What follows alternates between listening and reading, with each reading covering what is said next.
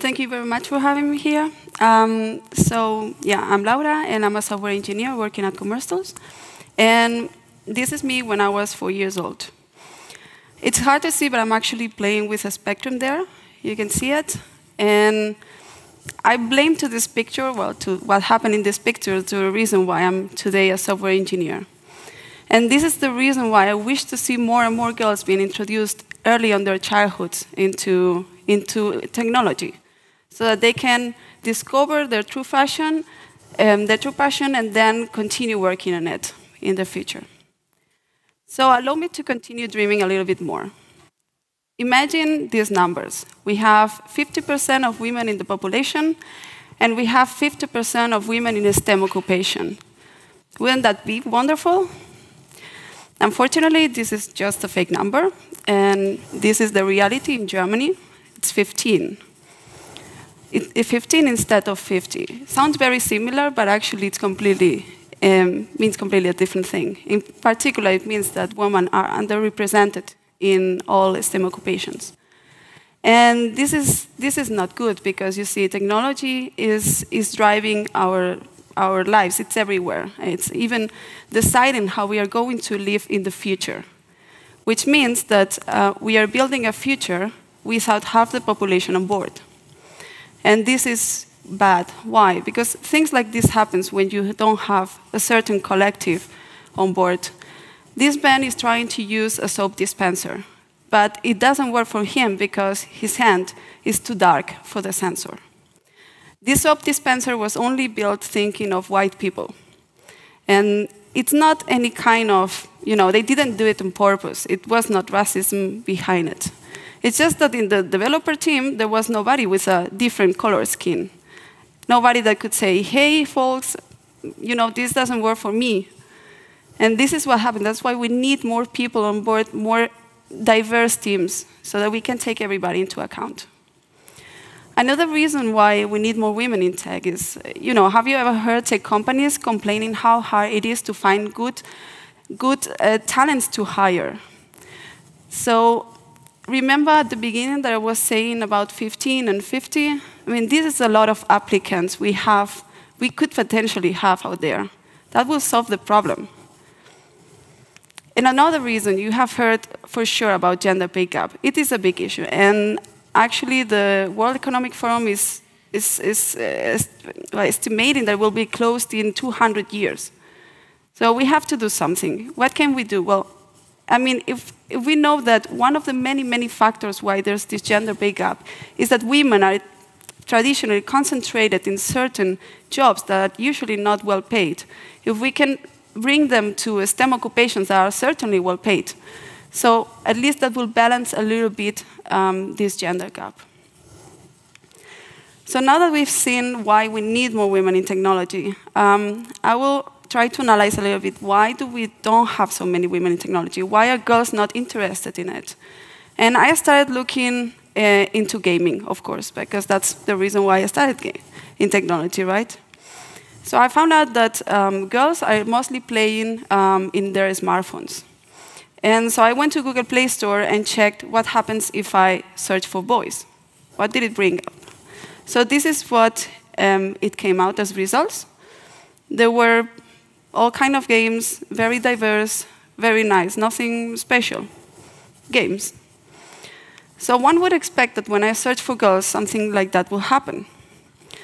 But yeah, this is what happened instead. So there was a lot of pink. It was about hairdressing and makeup and nail polishing, how to be a singer, how to be a model, how to be a princess. But still, I didn't give up so easily, so I went to STEM games. And I loved these games as a kid. They were great. So I checked in Amazon, they have a category for STEM games only, so I went through the first 50 pages, so I could take a good look at it. And I checked that, to my impression, 50% of them were picturing only boys on the cover, and the other 50 were picturing both boys and girls. So that was actually already bad, about the 50% with mostly boys, because yeah, what girls are going to see if they see that most of them are just picturing boys? But that was not the worst thing that I found, actually. there were few, very few, like 5 games that were picturing only a girl on the cover. They were looking like this. It was about cosmetics, about perfumes, about soaps. So marketing is not helping. That's definitely true. But they're not the only ones in fault. So what are the girls and boys seeing when they look around? Well, they don't see many female engineers.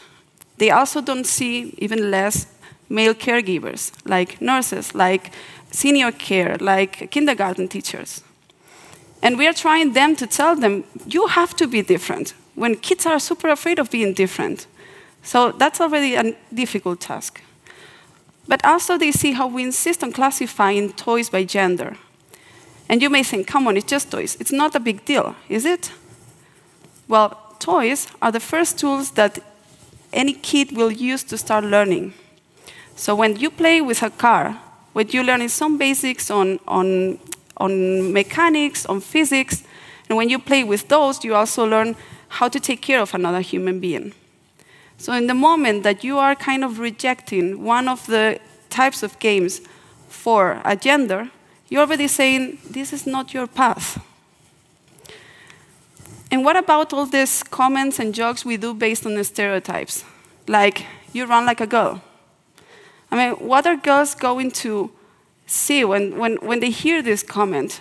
Oh, I'm a girl, so I probably won't ever run as fast as a boy. I won't run as good as they do.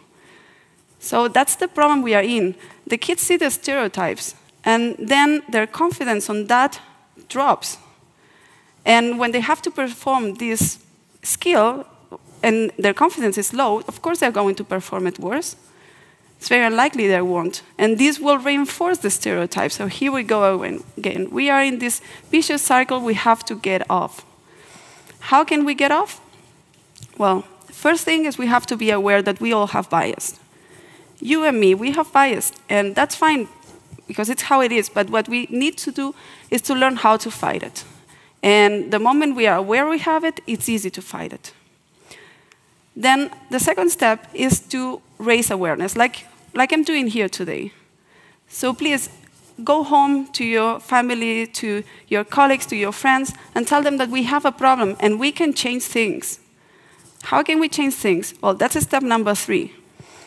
We need to compensate all this input with other positive discrimination. So that, for example, we organize events in which only girls are invited to program, to learn programming. That helps in 2 ways. So on one side, it raises their confidence. They are learning programming, which otherwise they probably won't. And they are doing it with lots of girls next to them. They are no different.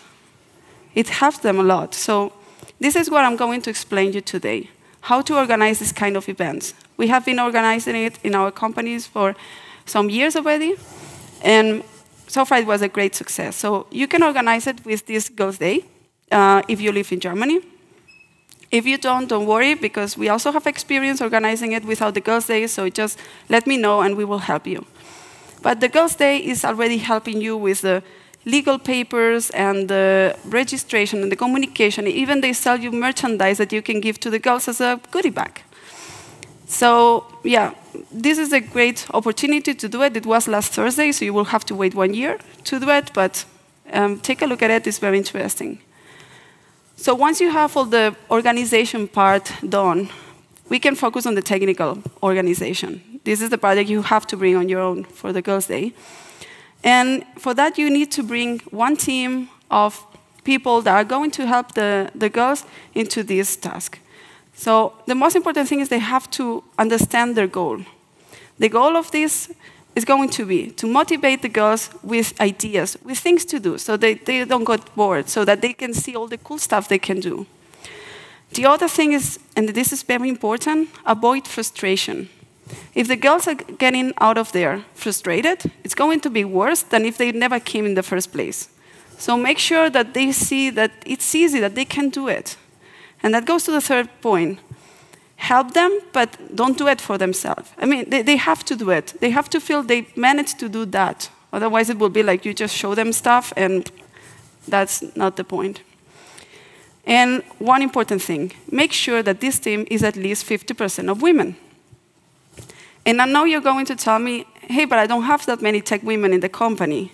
And yeah, I know, that's why we are here today. But this is supposed to be something very easy to understand. My grandparents should be able to understand it. Little kids should be able to understand it. So I'm pretty sure everybody in your company will be able to understand it. So you just need motivated people. It doesn't matter if they are POs, HR, sales, marketing, that can learn this and teach the girls. So going to what we actually use in these sessions, we use two things, Calliope and Scratch. Calliope is a device that contains a lot of sensors and displays, and it's really nice to use. I find it especially easier to program than the Scratch, which is a little bit more famous, but I find it's, can be a little bit more complicated. But the good thing is one is more, the device, and the other thing is more for writing stories and games in this interface. So what we actually do is we introduce the girls to both of them, and then let them do a project on their own in one of the topics, whatever they prefer. So both of them have their own editors, and both of them work with visual programming language, and with blocks in particular. So it's quite easy for them to understand. The moment they understand one, they can understand the other easily. Then, how do you start? So you start with showing them a little bit the blocks, everything they can do, especially with the Calliope, because it's going to be a lot of sensors and a lot of things they don't know they can do. So tell them to, I don't know, press a button and show something on the display, and things like that, so that they explore the blocks and they get to know how they work.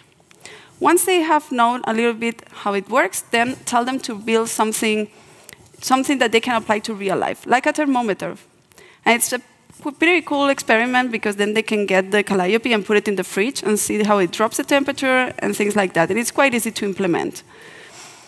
So that's for the first part in the morning, and then in the afternoon, we tell them to do this, do what you want. So the ones that want to do something with Calliope, we tell them to implement this game if they want. Others build pianos and stuff like that, which is also cool. But for those that need a little bit more of guidance, this is always a good example. It's a game that it's a platform runner and multiplayer. So it's quite easy to implement and quite fun to play. And this is how we end the day, basically. So you can find in this repository a lot more of information. Also, you can ask me many things, because actually this talk usually lasts for 50 minutes, not 15. So there's a lot more of things that I could talk about. And yeah, that's it. Thank you very much. And I'm not sure if we have time for questions, or then no questions. You can ask me later.